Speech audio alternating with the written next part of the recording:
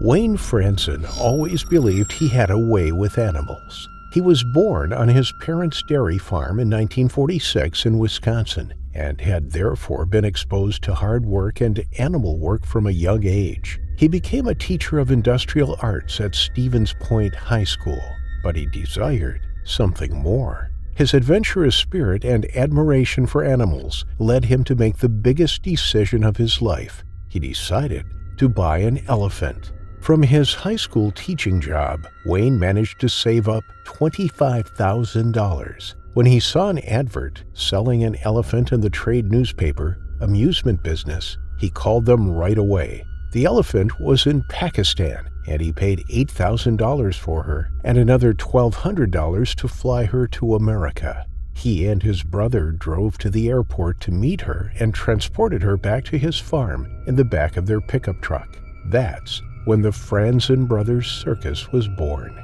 He bought the circus tent from another company that had gone bust after just 2 weeks' performance in the summer, and he welded the animal cages himself. He had never had any training on how to train animals. Instead, he was self-taught. He premiered in 1974 inside his huge circus tent erected on his farm. His performances promised to wow the audience with ferocious felines and other exotic animals, as well as acrobatic performances and comedic sketches from the clowns. At its peak, the circus was a huge success and was considered the fastest-growing circus in the U.S. Wayne and his team performed 250 dates in a year and traveled thousands of miles all across North America. But in the 1990s, there were increasing pressures on circus acts. More and more regulations came into play. Animal welfare was at the forefront of people's minds, and circuses became less popular.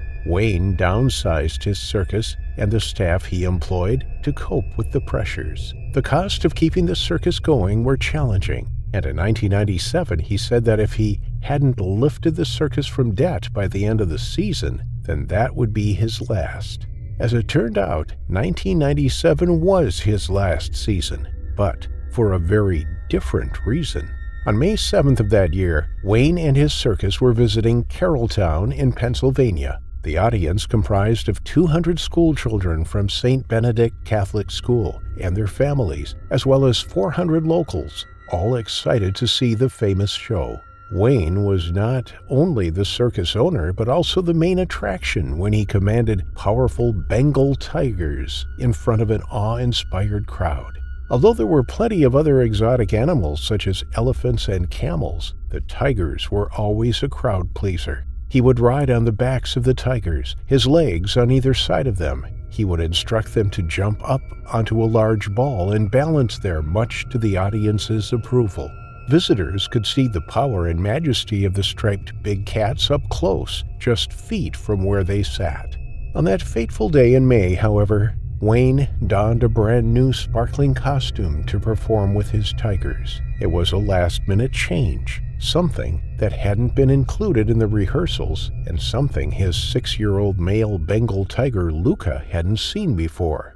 As Wayne began his routine, his son Brian watched on from outside the cage. Inside the bars were 3 tigers, all with their eyes trained on Wayne as he began the routine. Just moments into the performance, Wayne turned his back on the tigers, and something was triggered in Luca. Without warning, the 6-year-old male lunged at his trainer. Perhaps the loud applause from the crowd or the light shimmering off Wayne's new costume startled him. Whatever caused him to act out of character, he leapt up at the 50-year-old and latched on. Wayne felt the weight of the big cat as it grasped onto his back. He closed his powerful jaws around Wayne's neck, ripping into muscle and bone. Wayne could feel the crunch of the canines as they hit his spine. The tiger held on with his muscular forelimbs, securing Wayne with his sharp claws and knocking him to the ground. Underneath the big cat, Wayne desperately tried to pry open its jaws. He grimaced and gasped for breath, but he was at the mercy of the animal.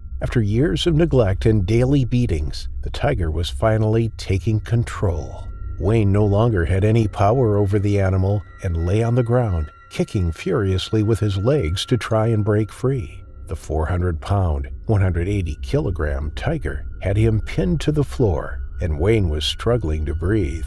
With a bite force of around 1,000 psi, Luca wasn't letting go anytime soon. Wayne tried to poke the tiger in the eyes and punch it on the nose, but he struggled to reach it behind his head. He knew he was in trouble. The dangers of working with wild animals had finally caught up with him. In an instant, Wayne's son Brian unlatched the metal door and jumped into the ring. He ran at the tiger and began beating it with his stick. It was the only form of defense he had. But as he brought the wooden bar down across the tiger's back, the tiger didn't flinch. Instead, it dragged Wayne around the arena by his neck, refusing to let go. Blood poured from the open wounds and spattered across the floor, leaving a trail where he was dragged along. Wayne was now limp in the tiger's jaws. He had stopped fighting. He no longer kicked and thrashed his legs in a desperate attempt to get free. Finally, the tiger released its master and slunk off to the far side of the arena. The children in the audience screamed, whilst their parents tried to shield their eyes. An announcement came over the loudspeaker for all members of the audience to leave quietly and in an orderly fashion. The voice on the loudspeaker was broken and choked with emotion. They had just witnessed the death of the great Wayne Franzen right before their eyes. What had begun as an exciting evening, which had promised unrivaled entertainment, had ended in disaster. The children were taken back to their school where they were treated for shock and offered counseling. Brian rushed to Wayne's side, and Patty Frederick, a nurse who happened to be in the audience at the time, also ran to help the trainer, but he had lost too much blood and had succumbed to the attack. There was no bringing him back. For 24 years, Wayne had performed the circus across the United States. It was once billed as America's favorite show, but despite the tragic loss of his father, Brian realized that the show must go on. They had a performance scheduled for the very next day, and whilst Brian canceled the afternoon show, he went ahead with the evening one, this time without the tiger act. He needed to keep the circus going as they needed the money to pay for its huge costs.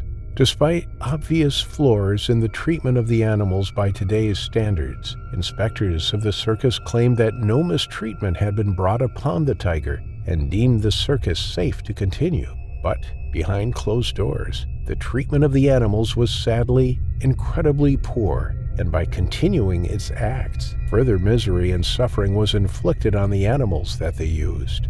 Over the years, the USDA brought concerns against the circus as they failed to provide adequate veterinary treatment for the animals, failed to provide sanitary living quarters for them, failed to provide sufficient nutritional requirements, and failed to maintain transport trailers to a satisfactory standard. In fact, Brian was convicted of animal cruelty, and yet the circus was still allowed to go. Witnesses observed elephants being beaten with metal bull hooks and chained to the inside of trailers. Emaciated ponies were found inside one trailer and confiscated from the company altogether.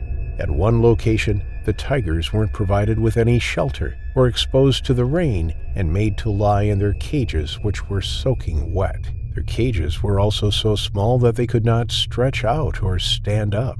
If animals are kept in these conditions, then it is no wonder why they may strike out. They are forced to perform their tricks out of fear. During training, regular beatings take place. Tigers have ropes tied around their necks, which are tightened to induce choking if they disobey their trainer. Forcing an animal to perform mind-numbing tricks day in and day out, without providing them with the mental and physical stimulation they require, is only asking for trouble. And trouble is what Wayne eventually found after meeting his terrifying final affliction.